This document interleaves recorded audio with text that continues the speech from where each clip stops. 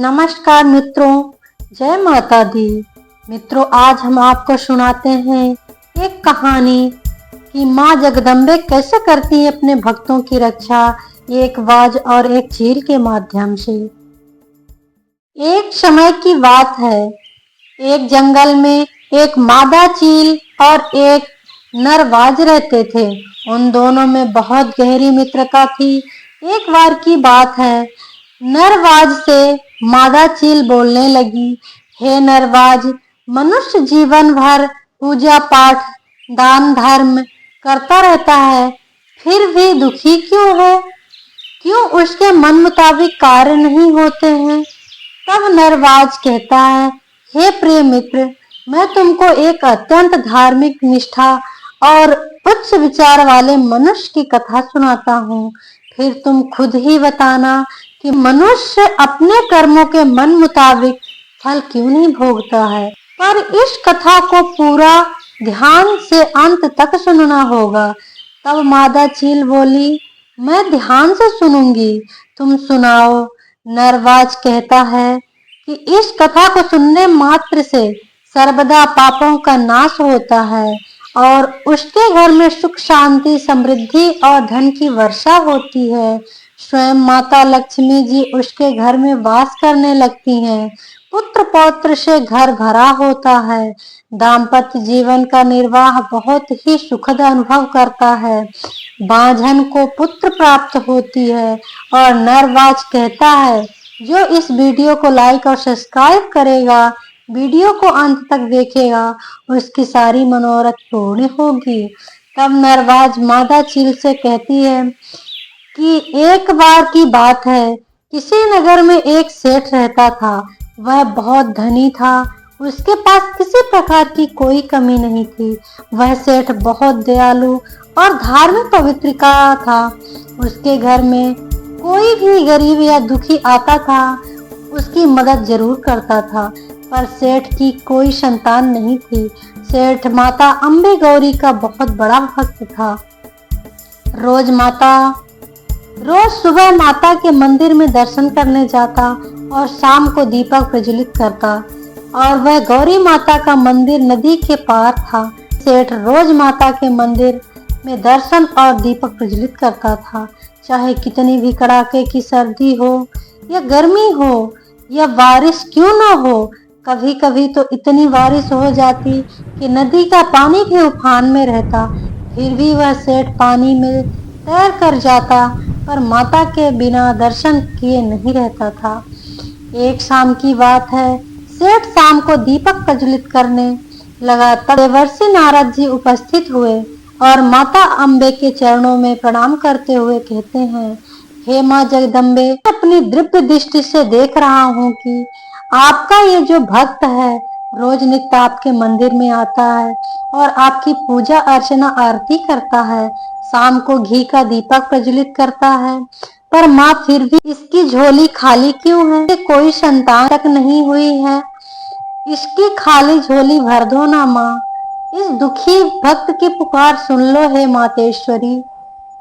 तब माता अम्बे कहती हैं, हे देवर्षि नारद जी, इस सेठ के पिछले कर्मों के कारण इसको संतान नहीं लिखी है, पर यह मेरा परम भक्त है और आपकी इतनी आग्रह से मैं इसको इस जन्म के कर्मों के फल देखते हुए इसकी पत्नी को एक पुत्र उत्पन्न होने का वरदान देती हूँ।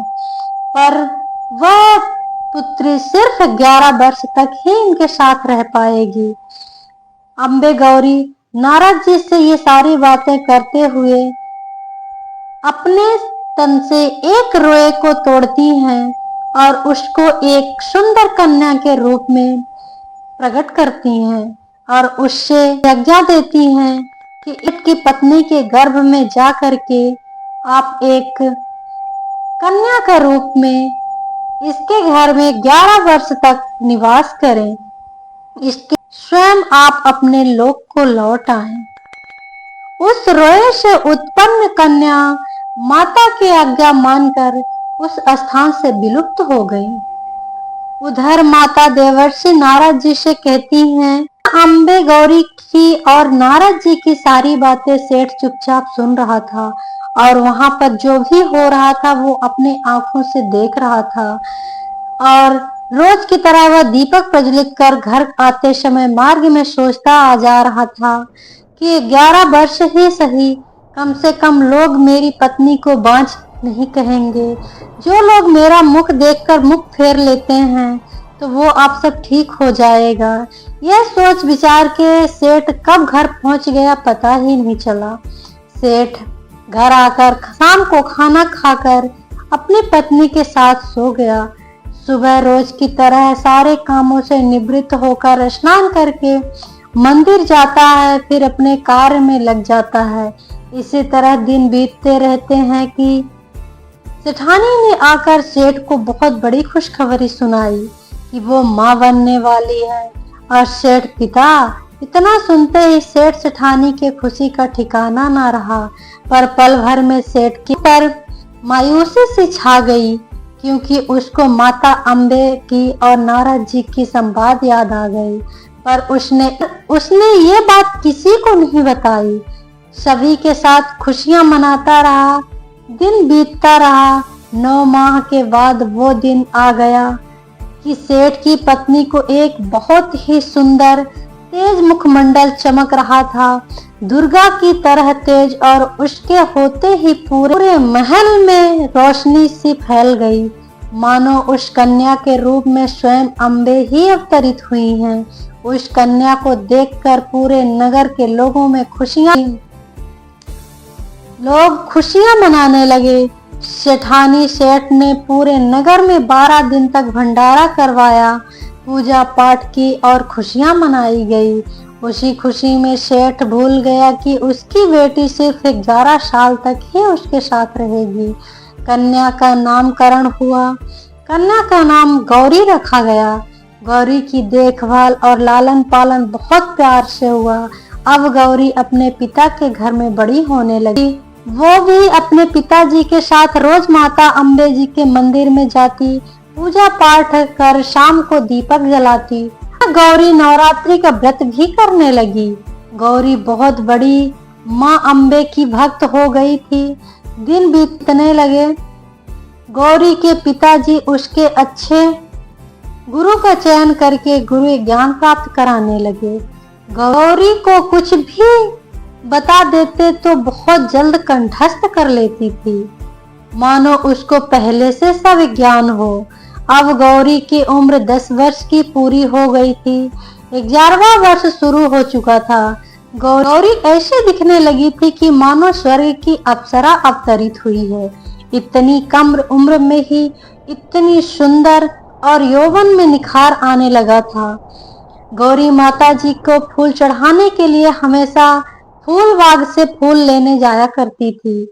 एक दिन उसी बाग में फूल लेने के लिए गई थी। वह फूल तोड़ ही रही थी कि एक ढोंगी बाबा पहले से ही उस बाग में विचरण कर रहा था और उसने गौरी को देखकर मोहित हो गया। उसने मन में सोचा, इतनी सुंदर कन्या अगर मेरी पत्नी बन जाएगी तो मेरे तो भाग्य ही खुल जाएंगे। उधर गौरी फूल लेकर अपने घर आ गई थी। अब उस ढोंगी बाबा की आंखों के सामने गौरी की छवि छा गई। जहां देखे उसे गौरी ही दिखती। ढोंगी बाबा से रहा नहीं गया। वो गौरी का पता लगाया और जाकर देखा कि वो तो एक बहुत बड़े सेठ की बेटी है। उसने अपनी खुराफात शैतान वाली दिमाग चलाया और सेठ के सामने जाकर कहता है, अलख निरंजन। बाबा को देखकर सेठ बोला, आइए बाबा जी, क्योंकि सेठ के द्वार पर कोई भी याचक आता था तो सेठ अतिथि देवो भव की भांति सेवा किया करता था। इसलिए उस सेठ ने उस ढोंगी बाबा का षड्यंत्र समझ न सका। उस बाबा ने बोला, बेटा मैं तपो दृष्टि से देख पा रहा हूँ कि तुम्हारी कन्या के ऊपर काल की छाया है। इतने सुनते ही सेठ जी को माता अम्बे की बात याद आ गई। ढोंगी बाबा ने तो अंधेरे में तीर चलाया था पर निशाने पर जा लगेगी, इसलिए बाबा फिर बोला, बेटा अगर कहो तो इस काल के छाया को मैंने अपने पूजा पाठ जब तब से छटा सकता हूँ। कहते हैं ना कि मझधार में डूबते हुए इंसान को तिनके का सहारा काफी होता है। इसलिए सेठ ने बाबा के सामने हाथ जोड़कर बोला, क्या ये संभव है बाबा जी? बाबा बोला, बिल्कुल है। इसलिए तुम अपनी कन्या को अमावस्या के शाम को मेरे पास मेरी कुटिया में छोड़ जाना। सेठ ने बाबा की बात मान लिया और ढोंगी बाबा चला गया। सेठ को ये बात याद थी। उसने सोचा कि बाबा अपने तंत्र विद्या से बेटी की उम्र बढ़ा देंगे और अमावस्या की रात का इंतजार कर रहा था। उधर गौरी की आखिरी दिन था। अमावस्या की रात आ गई। से अपनी बेटी गौरी को बाबा की कुटिया में लेकर चलने लगा। तब कहते हैं ना कि माँ की ममता, अगर अपने संतान पर कोई विपदा आने वाली हो तो उसकी ममता पहचान लेती है। जैसे ही से बाहर निकलने लगे दोनों तो सेठानी आकर आगे रास्ता रोककर खड़ी हो गई।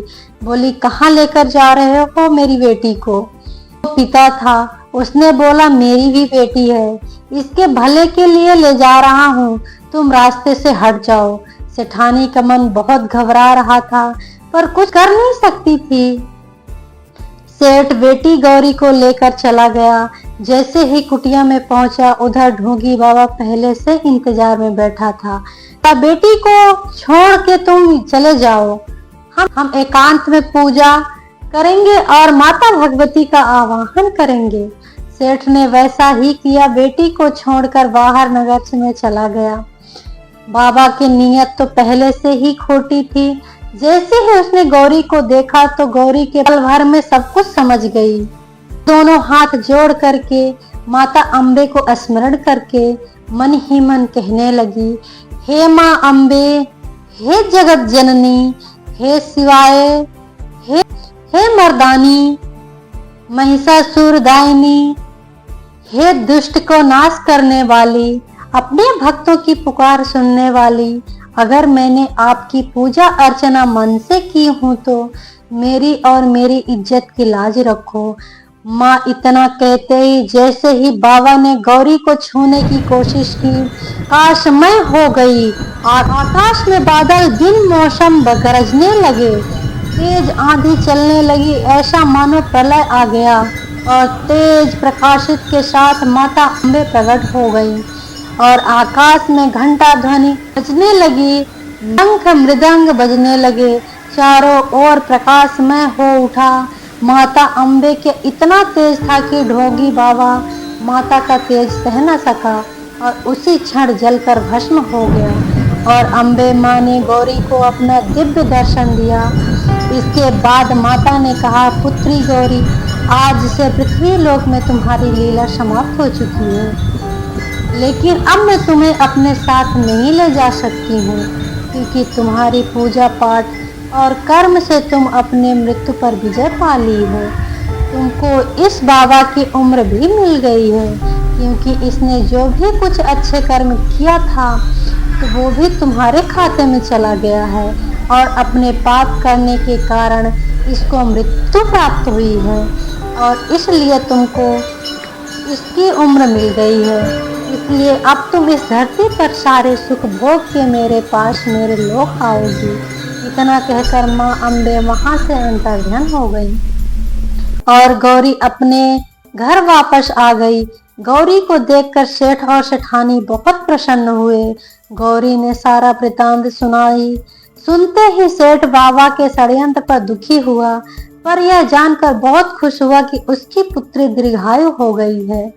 अब सेठ ने माता का मंदिर अपने जमीन में बनवाकर सेठ और सेठानी और गौरी पूजा अर्चना करते और फिर सेठ ने लड़का देखकर गौरी का विवाह कर दिया और बहुत सुखी जीवन बिताने लगे। अंत में सेठ और सेठानी मृत्यु के बाद अम्बे माँ के लोक में सिधारे। कहानी को समाप्त करते हुए नरबाज बोला, हे चील, इसलिए अगर इंसान भले ही पूजा पाठ करता हो, दान धर्म करता हो, पर अगर मन में खोट होता है, किसी के बारे में बुरा सोचता है और किसी भी भले का नेक भले और नेक मनुष्य के अनहित करने का सोचता है या करता है तो उस मनुष्य को कोई फल नहीं मिलता है, सर्वदा दुखी और संघर्ष ही करता है।